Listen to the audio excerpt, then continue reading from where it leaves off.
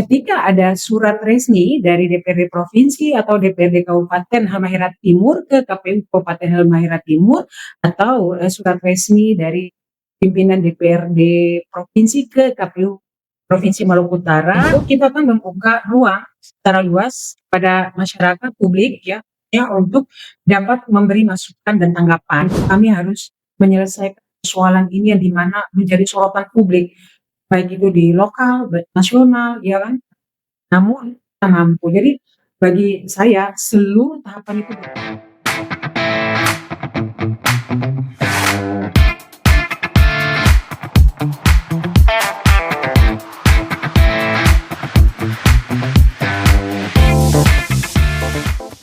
Halo teman pemilih, jumpa lagi dalam podcast KPU Kabupaten Halmahera Timur, podcast Bapili, Bacarita Pemilu dan Demokrasi.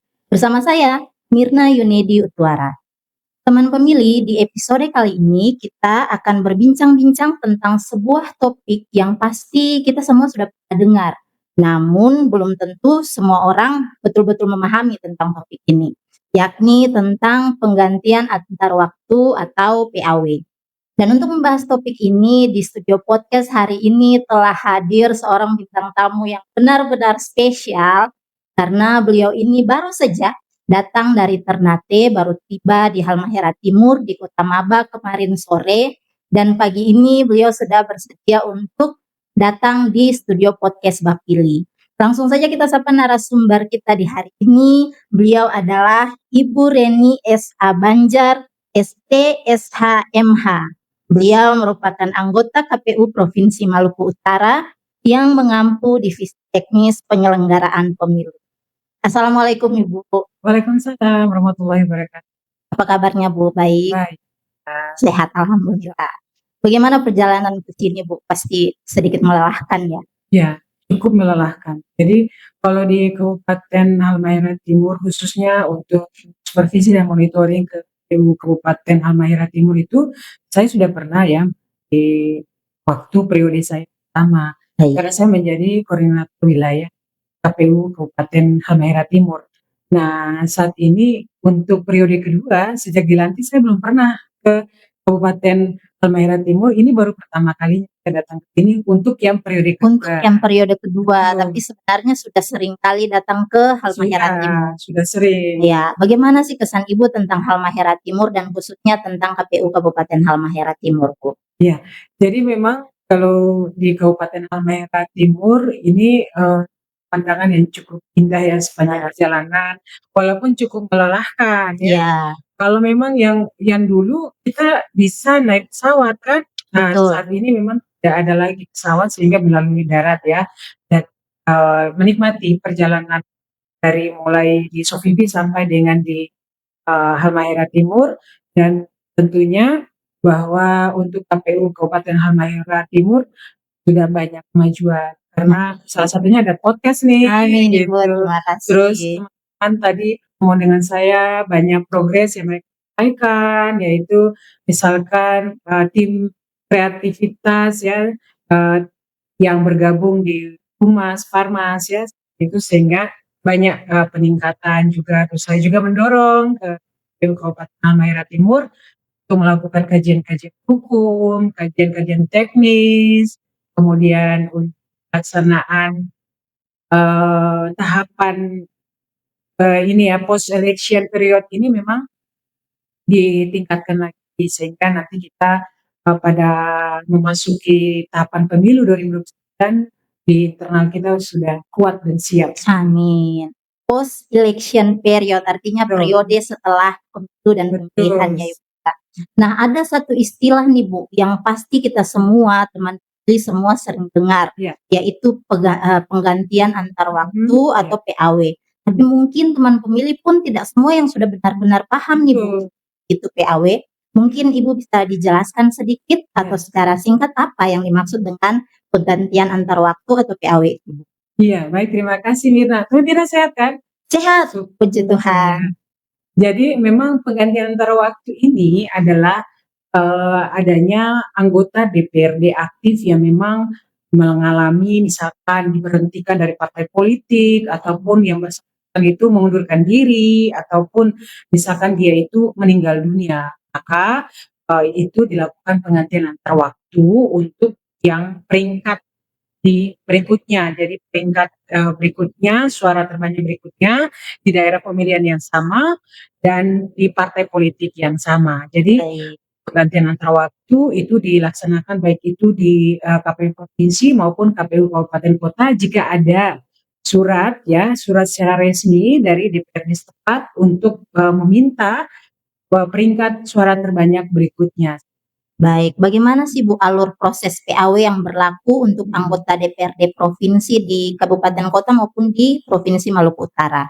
Ya, jadi ada alur dan mekanismenya yang dimana sudah diatur ya. Kalau di PKPU yang lama itu diatur di dalam PKPU 6 tahun 2019, perubahan dari 6 tahun 2017. Nah, saat ini kemarin KPU RI sudah menerbitkan PKPU terbaru nomor 3 tahun 2025 tentang penggantian antar waktu DPR, DPD, DPRD provinsi, dan DPRD kabupaten kota, sehingga kita sudah punya dasar hukum baru untuk melaksanakan penggantian antar waktu. Untuk mekanismenya adalah ketika ada surat resmi dari DPRD provinsi atau DPRD Kabupaten Halmahera Timur ke KPU Kabupaten Halmahera Timur atau surat resmi dari pimpinan DPRD provinsi ke KPU Provinsi Maluku Utara untuk meminta suara terbanyak berikutnya untuk calon penggantinya, maka kita akan melakukan proses. Namun tidak serta-merta kita langsung menyerahkan surat balasan kepada DPRD setempat, tapi kita melakukan verifikasi dan klarifikasi mengenai dokumen-dokumen yang ada. Misalkan kalau memang meninggal dunia, maka KPU provinsi atau KPU Kabupaten Halmahera Timur melakukan verifikasi dokumennya berupa dokumen pendukung, misalkan ada akte kematian dari yang bersangkutan. Kalau KPU provinsi kemarin memang ada ya, contohnya Ibu Mendiang dari Esther dari Dapil 5 ya, Dapil Sulataliabu, mereka karena meninggal dunia pada insiden 12 Oktober tahun 2024 yang lalu, sehingga DPRD provinsi menyurat secara resmi kepada KPU Provinsi Maluku Utara dan disertai dengan dokumen-dokumen pendukung berupa akta kematian. Lalu kami diberi waktu ya, baik provinsi, KPU kabupaten kota yang melakukan alur mekanisme prosedur untuk penggantian antar waktu ada diberi waktu 5 hari. 5 hari. Jadi melakukan verifikasi, klarifikasi dokumen yang ada, melakukan verifikasi daftar calon tetap apakah yang bersangkutan benar pernah mengikuti kontestasi caleg di 2004 yang lalu kami teliti, oh iya benar yang bersangkutan. Terus apakah benar yang bersangkutan namanya memang dari partai politik yang sama dengan yang penggantinya misalkan. Kemudian suara terbanyak kemudian di dapil yang sama. Nah itu lalu kita lakukan pleno ya, pleno untuk kapan biasanya kalau kami akhir karena kita memberi waktu kepada publik untuk memberi masukan dan informasi mengenai proses penggantian antar waktu gitu. Jadi selesai itu ya langsung kita menyampaikan ke DPRD provinsi dan tidak lupa juga ada satu dokumen lagi yaitu tanda terima LHKPN.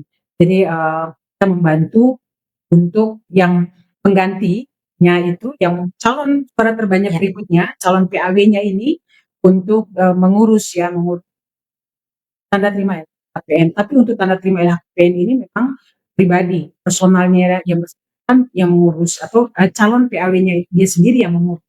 Kemudian kita KPU hanya membantu berkoordinasi dengan PK seperti itu, hanya sekedar membantu untuk melayani untuk proses pengurusan semua calon PAW-nya yang calon tersebut yang mengurus. Nah setelah itu kita hasil pleno dan anggota lalu kita menyampaikanlah ke DPRD provinsi untuk dilakukan PAW. Jadi sampai di situ saja. Khusus untuk pelantikan, untuk SK-nya itu sudah di luar ranah KPU. Jadi masuk ke ranahnya DPRD provinsi dan pemerintah tentunya. Baik. Dikeluarkan SK ya. Kalau SK kan DPRD provinsi dari Kementerian Dalam Negeri lalu dilakukan pelantikan itu sudah bukan ranah KPU ya. Jadi KPU hanya memberikan SK ya, SK perolehan suara berikutnya di dapil yang sama, dari partai yang sama, daftar calon tetap, terus dokumen pendukung lainnya seperti itu ke DPRD provinsi untuk mereka lakukan proses PAW di sana. Baik Bu, dalam praktiknya ini, dalam praktik proses PAW Bu, apakah ada kendala-kendala tertentu yang muncul Bu?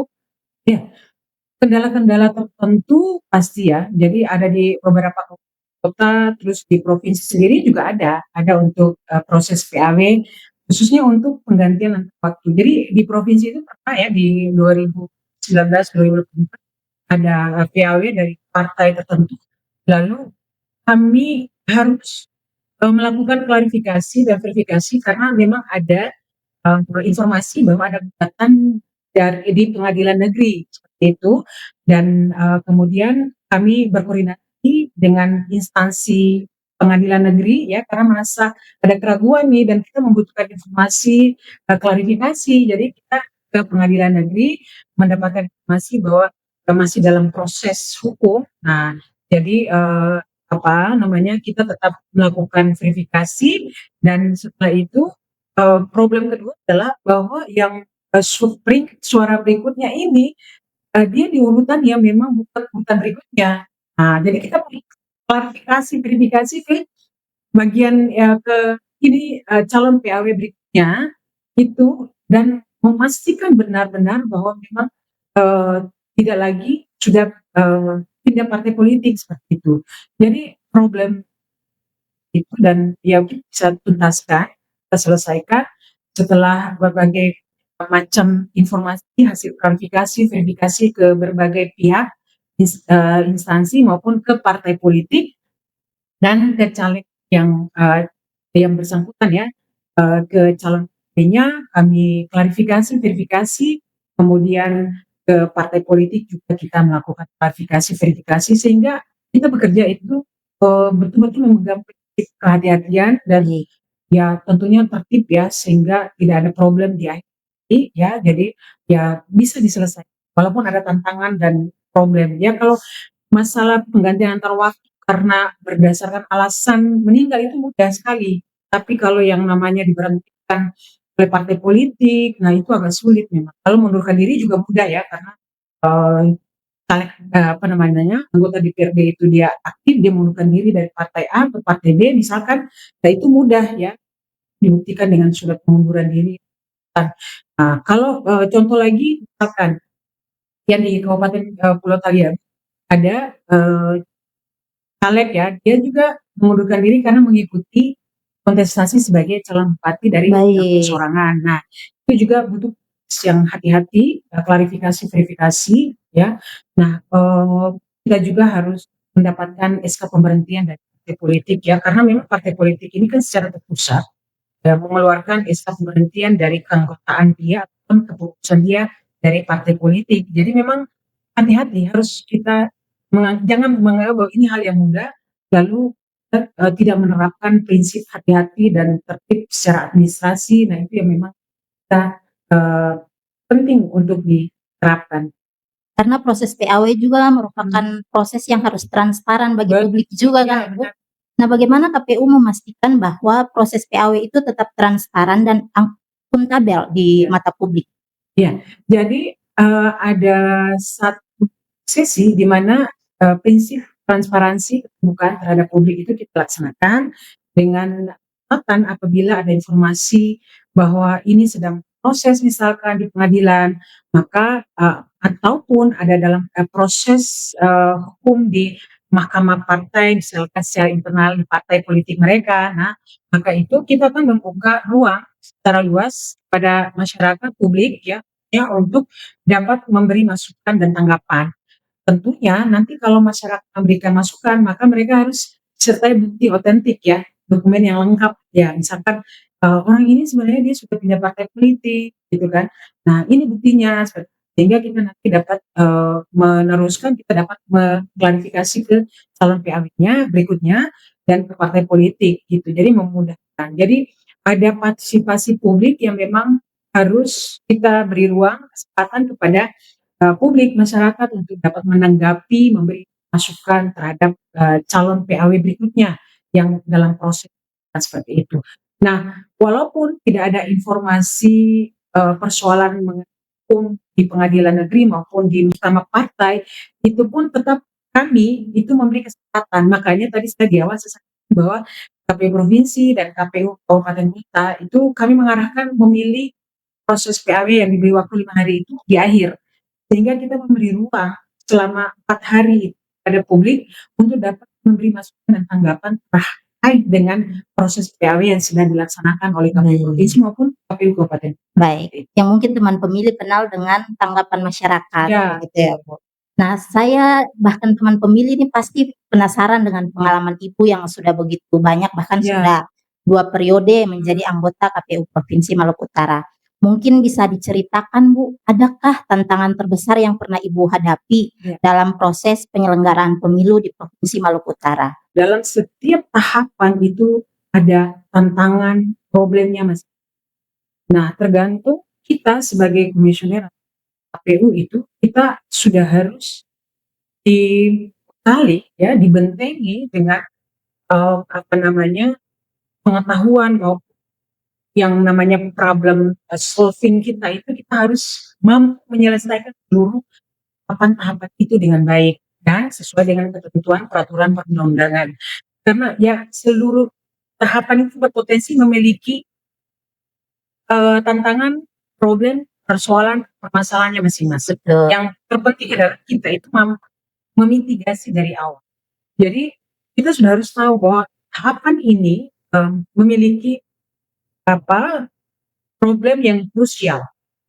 Misalkan perencanaan pendaftaran pasangan calon, terus kemudian pemutahiran data pemilih, kemudian dana kampanye, rekapitulasi, ya. Sebelum itu pemungutan dan penghitungan suara, rekapitulasi, penetapan, itu memiliki tantangan sendiri yang harus kita mampu selesaikan. Nah, cerita di pengalaman saya pada saat periode pertama melaksanakan pemilu kan. Nah, itu berbagai tantangan dan persoalan yang dimana kita dihadapkan ya misalkan digugat di Mahkamah Konstitusi, tapi pada saat itu kita mampu untuk membuktikan bahwa yang kita selenggarakan waktu rekapitulasi hasil perolehan suara untuk legislatif di pemilu 2019 ke 2024, nah itu sudah sesuai ketentuan ya kan, hasil putusan Mahkamah Konstitusi seperti itu kan, karena memang ada partai politik yang menggugat konstitusi. Kemudian pada pemilihan gubernur dan gubernur pada masa pendaftaran kami juga mengalami problem di situ ya, di mana pada masa tahapan kampanye sudah pasca pendaftaran dan penetapan pasangan calon gubernur dan wakil gubernur, ada satu calon gubernur yang mengalami atau berhalangan tetap pernah meninggal dunia, mengalami insiden. Itu saya selaku pemangku divisi teknis itu bagaimana kita harus dengan cepat menyelesaikan persoalan ini. Jadi kita berkoordinasi dengan KPU RI, berkoordinasi dengan mitra kita Bawaslu provinsi, berkoordinasi dengan pihak rumah sakit, berkoordinasi dengan pihak dinas kesehatan provinsi untuk menyelesaikan problem ini. Nah, pada saat itu ya tentunya kita juga berlandaskan dengan dasar hukum ya di pasal 54 Undang-Undang Nomor 10 Tahun 2012 yang dimana kita diberi waktu untuk penggantian calon ya yang berhalangan tetap itu ya. Jadi selama 7 hari dari partai politik sudah harus memasukkan.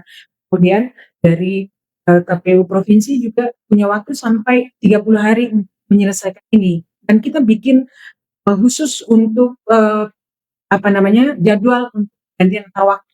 Bayangkan itu kami harus menyelesaikan persoalan ini yang dimana menjadi sorotan publik baik itu di lokal, baik nasional, ya kan. Namun kita mampu. Jadi bagi saya seluruh tahapan itu berpotensi untuk memiliki persoalan-persoalan yang memang kita harus mampu memitigasi dari awal. Kita harus mampu selesaikan. Karena kita seorang pemimpin itu dia harus memiliki solusi. Bagaimana caranya kita harus menyelesaikan persoalan yang sedang kita hadapi saat ini. Jangan mengeluh, tapi kita harus mampu menyelesaikan. Dan tentunya sesuai dengan dasar ketentuan. Nah, pada saat terakhir kita juga kan digugat di Mahkamah Konstitusi masalah ini pencalonan ya ya banyak persoalan yang mereka soalkan di Mahkamah Konstitusi sebagai materi gugatan, namun juga alhamdulillah putusan Mahkamah Konstitusi menyampaikan bahwa memang apa yang sudah kita laksanakan sudah sesuai prosedur dan mekanisme dan ketentuan peraturan perundang-undangan. Jadi di situ menjadi satu hal klarifikasi, konfirmasi bahwa apa yang kita laksanakan kemarin itu sudah benar-benar sesuai dengan ketentuannya. Jadi itu membuat kami merasa bahwa ya kita harus memang menjalani ini, hadapi ini bersama-sama ya, ketua dan anggota kami berlima. Amin. Baik Bu, memang suatu pengalaman yang luar biasa dan Betul. pada saat itu memang menjadi sorotan publik sekali ya Bu. Nah, Dan puji Tuhan, syukur kepada Tuhan, KPU Provinsi Maluku Iya. Utara mampu menyelesaikan itu Menyelesaikan. dalam waktu yang cukup singkat, boleh Singkat, dibilang 7 hari. seperti itu Bu. Iya. 7 hari loh, 1 minggu loh teman pilih.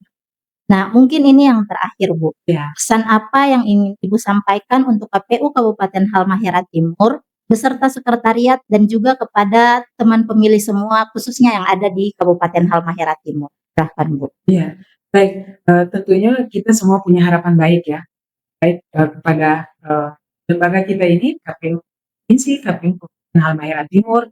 Nah, karena tadi saya sampaikan bahwa kita ini di tahapan post election period, maka kita memang banyak-banyak melakukan kajian terkait dengan kajian hukum, ya, kajian-kajian teknis terkait dengan pencalonan, daerah pemilihan, kemudian pemutahiran data pemilih juga, ya, dari kemudian kajian-kajian yang memang menjadi sumber referensi resmi untuk akademisi, untuk pemerintah, LSM, peneliti di luar yang membutuhkan data-data resmi ya. Jadi ini dia haruskan kita KPU ini juga punya sumber data informasi yang menjadi pengetahuan bagi publik seperti itu. Jadi ini bukan berarti kita sudah kerja, tapi kita banyak sekali harus mampu kita lakukan. Jadi saya harapkan kepada teman-teman KPU Kabupaten Halmahera Timur, baik itu ketua dan anggota maupun sekretariat, untuk banyak-banyak melakukan